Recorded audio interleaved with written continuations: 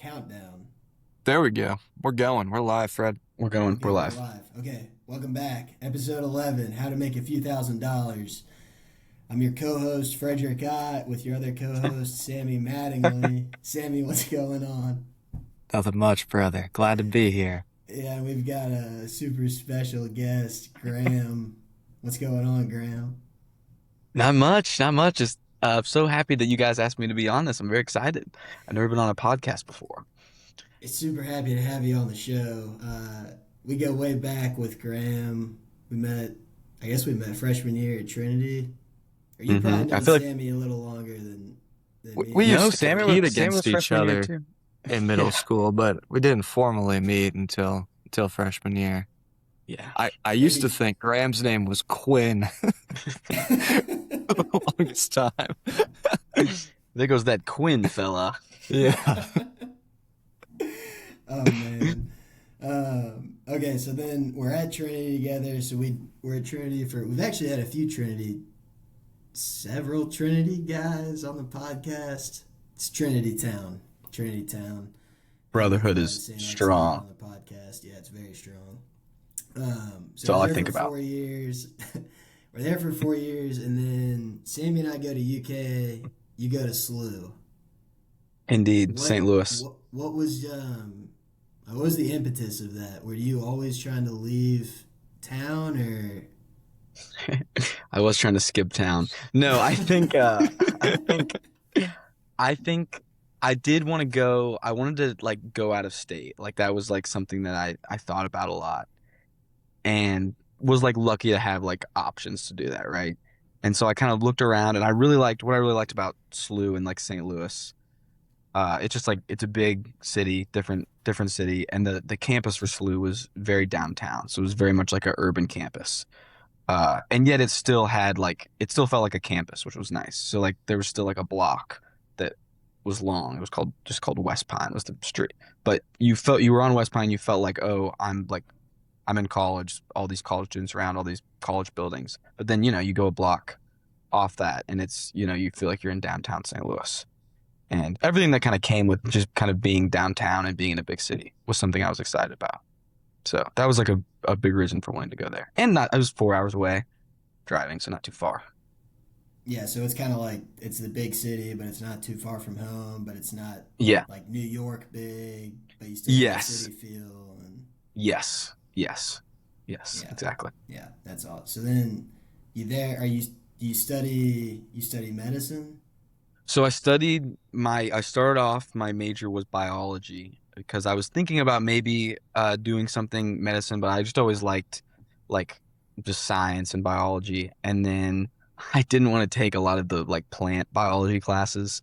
So I switched my major to neuroscience, which had some cool neuroscience classes that were like really interesting, both about kind of like anatomy and like the biology of like, oh, how does your hearing work and like what parts of the brain, and then also like more like psychology oriented classes. And then as like a neuroscience major, I took some like interesting psychology courses that I wouldn't have taken as a biology major. So I was a neuroscience major, and then I just like history, so I got a history minor, just to go with that. And I also just from Trinity had like some credits already, so it wasn't like incredibly difficult to like just kind of add a couple classes and do that.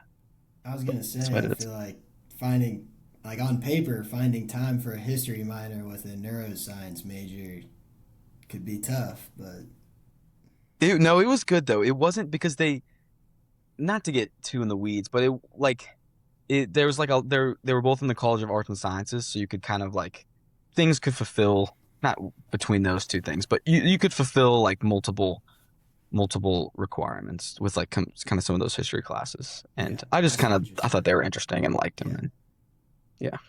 That is interesting. I know you know my little sister obviously, but she's going into the medical profession, just started PA school. I feel like one of her big reasons was she kind of had a passionate why she got into medicine. It seems like your starting it was more of intellectual interest.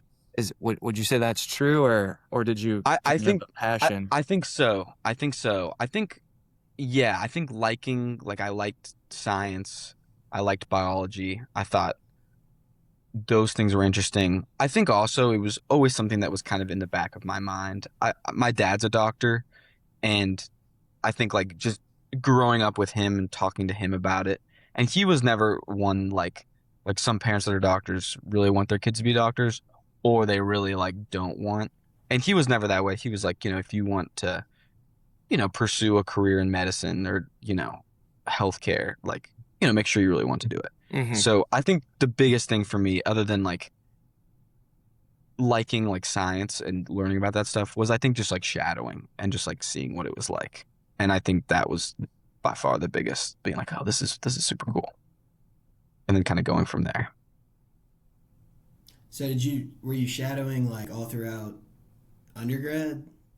Yeah, to get into medical school when you apply, you need to like have a certain amount of shadowing hours, which I think I had like about maybe 100. But the whole the numbers aside, the whole purpose I think is to kind of help you tease out like, oh, like is this something I want to do? Like what are they things that they're doing? I'm like, oh, that's really interesting.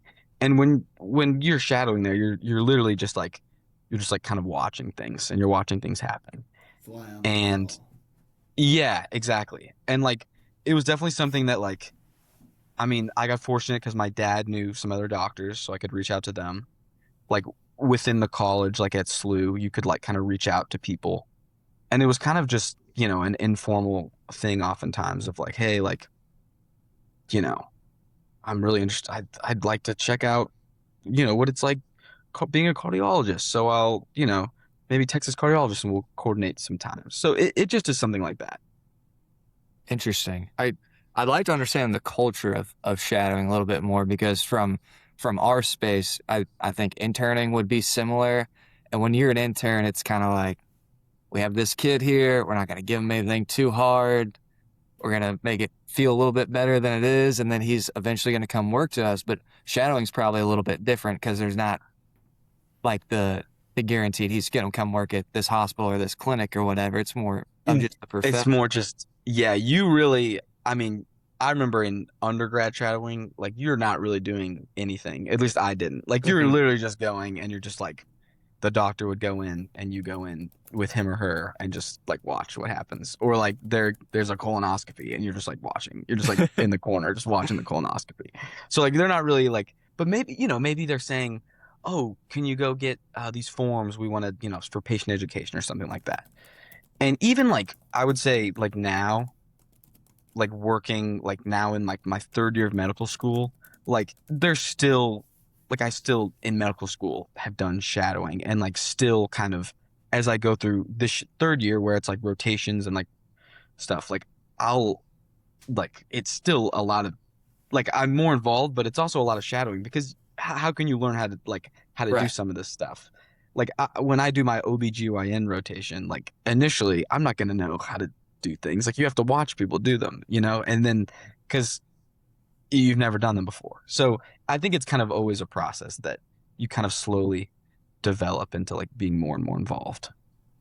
Yeah, my well, Sophie, you know Sophie, but she was when she Mhm. was shadowing, she was just always like sometimes you would shadow and people would be super cool and nice and just like very like here's how you do this and here's how you do that, but then every once in a Yeah. while I'd get people that were just maybe like not intentionally being mean or anything, I'm sure, but just not as like open and she would just be Not like as eager it's to teach, maybe. yeah, Yeah. and she would just say it would just be tough or kind of awkward because you're there Yeah. and you're like I'm watching you do this procedure It and it it does feel awkward is this sometimes. okay? Yeah, I don't think I don't know if it ever it definitely is awkward sometimes because you feel like you're like kind of in the you feel like, oh, I'm in the way, I don't know where to go, and like I right, feel like right, I'm like being right. yeah. And it's like a first Yeah. time. So you shadow and like you do your neuroscience undergrad, Uh-huh. history minor, and then you graduate and you don't go straight to med school, do you? No, I don't. I worked for a year. So you worked for a year. What were you doing research? I feel like a lot of people in medicine they'll just be like I'm doing research and I They don't know if I've ever really figured out what everybody's researching. they do. You're right. They do. There's always research. I would say I have probably done less research than other people. Like other people would be much better to talk about their research. I did do like a summer research thing at Wash U in between my junior and senior years. And that was like a program where like they like put you in a lab for the summer and you like have a little project that you work on. And like obviously you can't like do a whole research thing in like 2 months, but you're like learning about how the process and you're learning. But to back to your original question, I was not really doing that year after I graduated. I didn't like do any research because I had done that summer thing, and I had like also just like through honestly I did like some history, like I wrote like a big history paper that was kind of medicine related in undergrad, and that was like my senior capstone. So that was like kind of some research because you want to do things because you want to do them, but you're also thinking like in terms of my application of like getting into medical school or dental school or PA school or whatever, like research is good, but you want to do something where like you can talk about it in application. And so those are some things where like I feel like I could talk about, but I also like don't really I haven't found like a research thing that I've like been like, oh, this is the coolest thing ever. I love doing this research. So long-winded answer, but I didn't do any research during that gap year. I was a scribe. So I worked for a cardiology group called St. Louis Heart and Vascular.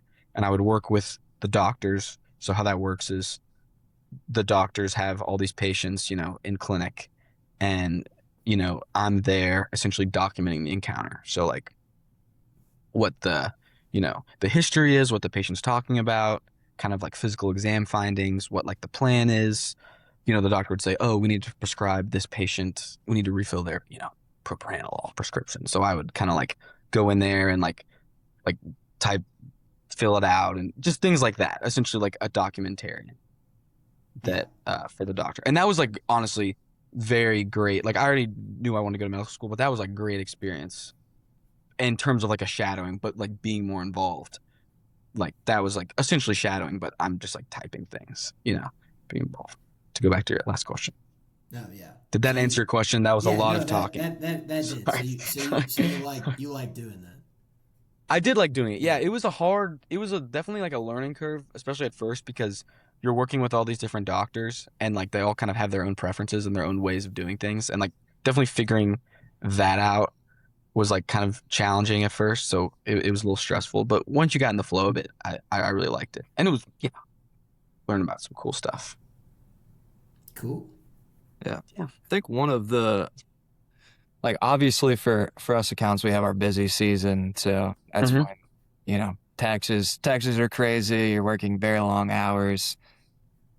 Outside looking at it, feels like medical school is just always a busy season, or at least that's kind of the perception of it.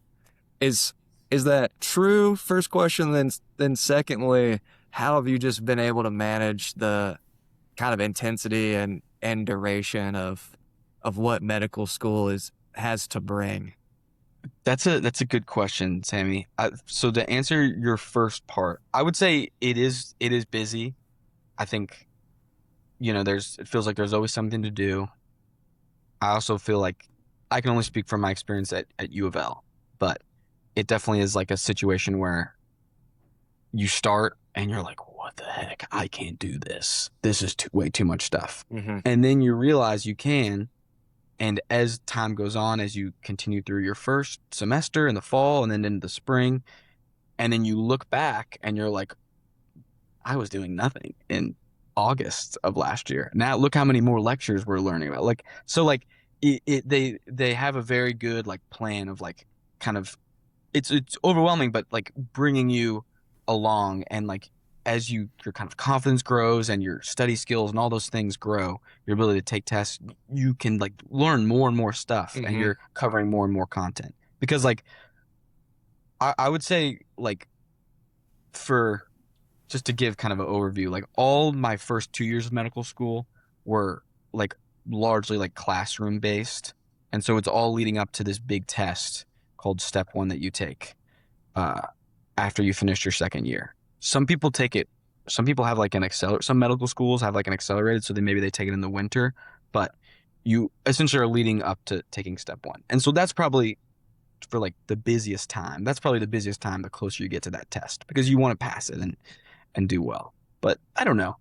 It waxes and wanes. And to answer your second question, I think it's like one thing that I tried to tell myself was like really give myself grace and feel like this is like supposed to be hard, like, and like it's never something that you feel like you can fully figure out.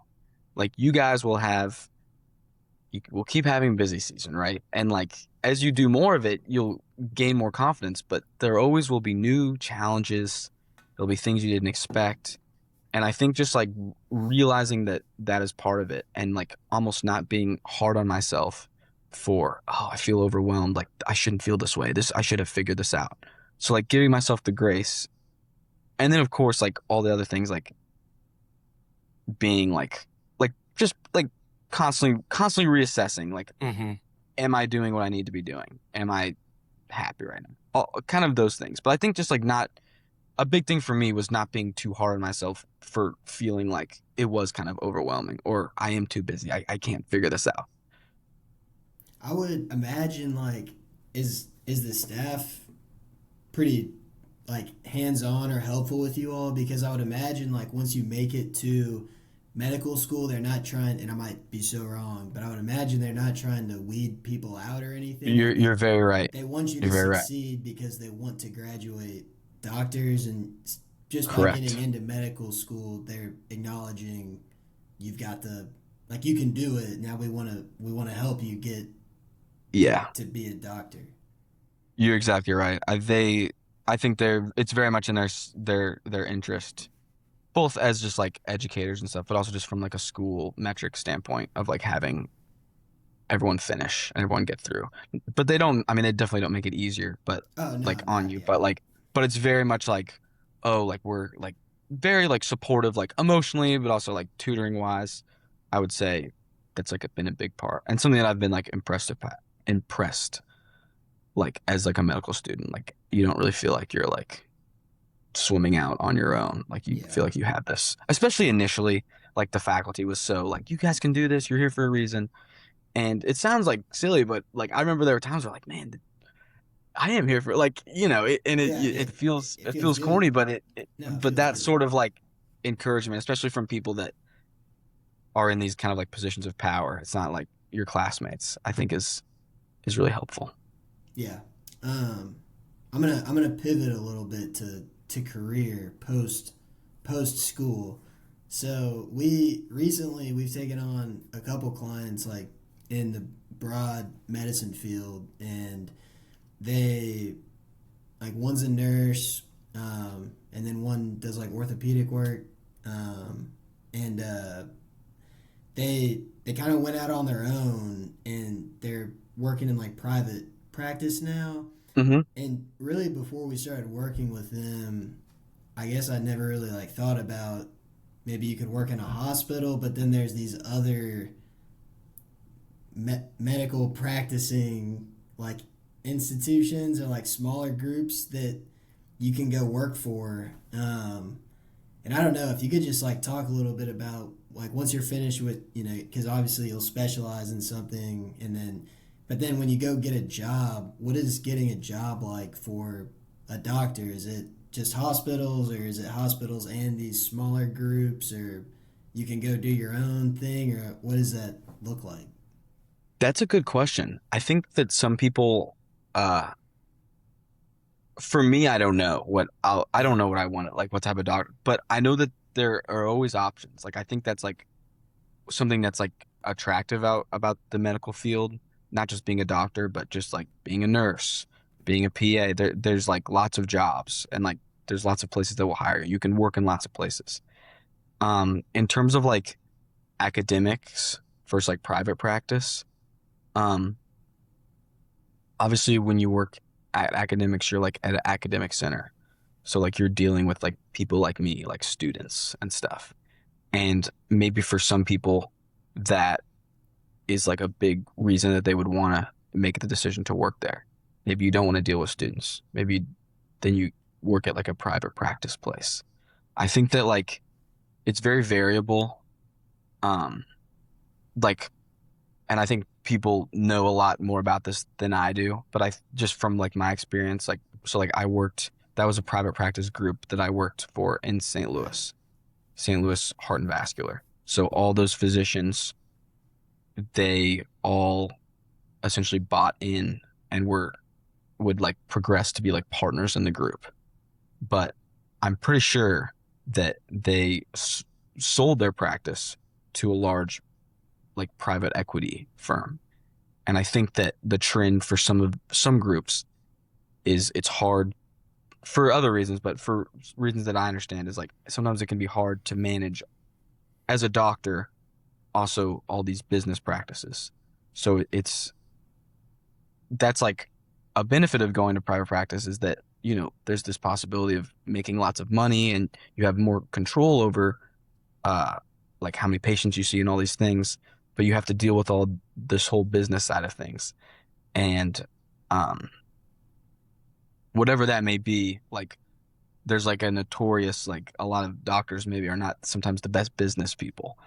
And like so that can come with challenges, but also it can be challenges if you work for a big medical institute because maybe you feel like you don't have as much like autonomy, like, oh, I'm being told, you know, what my schedule is more. And so there's really pros and cons, and it varies on what type of specialist you are and, you know, maybe what city you're in. Like I know that like in Louisville, there's like a huge uh like certain types of doctors, like there's like a huge urology group, like first urology.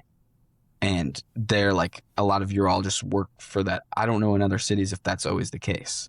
It might be more of like each hospital system has their own. Do you know what I mean? Hmm. So it all depends, and that's kind of what I know about it. But I think that that's something that like as I progress, I'd like to learn more, and something that I think to always be thinking about. No, that makes sense. I would Yeah. imagine there's got to be, like, if you go into your own practice, some pretty heavy regulation. I mean, I'm at, like, if you just graduate, you're like, I'm going to start doing heart surgery. Like, you just buy, Oh yeah, of course. you Yeah. just, like, lease some space, and then you're like, I got a chair and my equipment, and Be- now I don't yeah, know. because like you have You, to have somewhere, you have to have some place to do the surgery, and you have to have the staff. So like all that, like first of all, costs money, and like you need to, yeah, it's like I think that's like a big financial decision for people big to setup. like. It's a big setup. It is a big It's a setup, big but setup. you know, you Right. own your own business, Right. which is huge, and so you're not salaried like you would be. Like you can, I don't know. No, it makes sense. Yeah, yeah, Yeah. I think one thing that we usually touch on in these episodes, Graham, is some sort of advice for young people like ourselves out there who maybe in your case want to get into medicine, like our case want to go out and start a business. They just want to do something. What do you think is the most important skill you've either picked up or have just gotten better at in the last 3 years that you think is just kind of essential for people our age to kind of advance within their careers? that's a good question. And if you have a couple skills, that's okay too. Yeah, It doesn't have to be just one. yeah. I think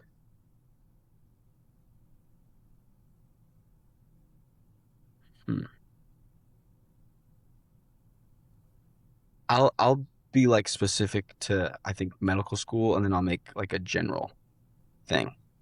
So like I Sweet. think like a lot of stressor for a lot of people is like medical school is stressful, but I think getting into medical school seems like a big hurdle. And I think the advice that I would give for that is first of all, really evaluate if it's something that you want to do.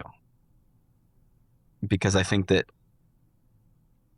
to to do it and to put in even just the work for the application and maybe want to do it for the reasons other than just make sure just think about your reasons, and I think that stay rooted to those.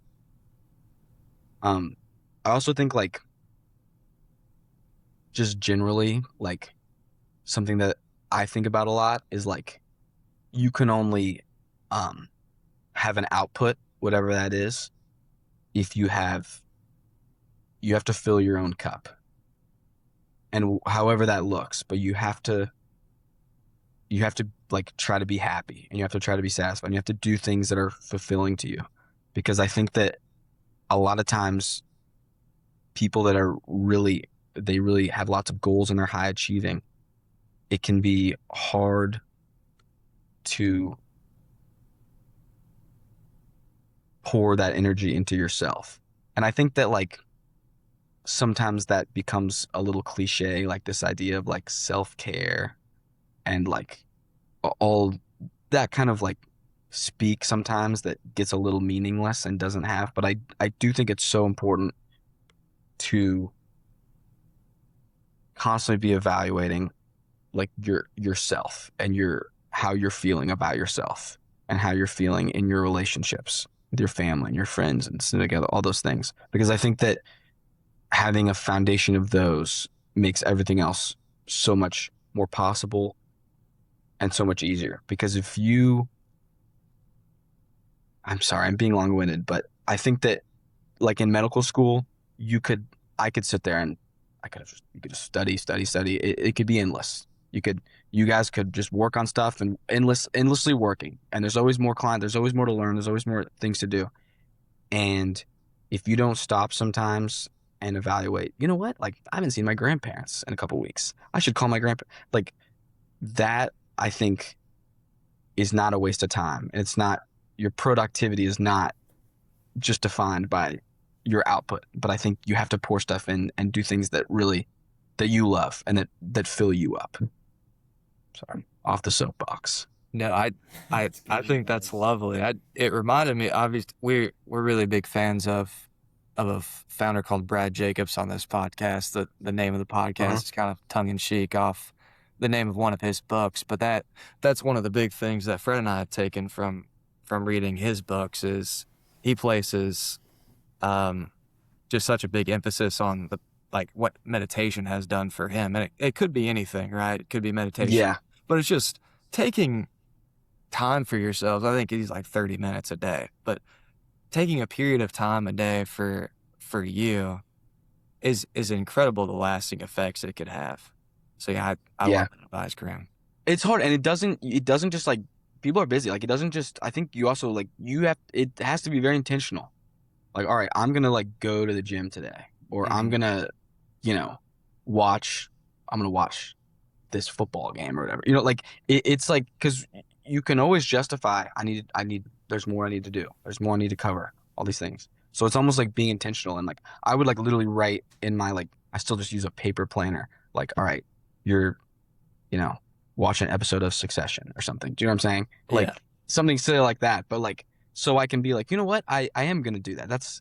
And maybe that's just I'm tricking my brain into like thinking of it as like another to-do list thing, even though it's it's something for fun. Mm-hmm. But being intentional about it, I think is so important.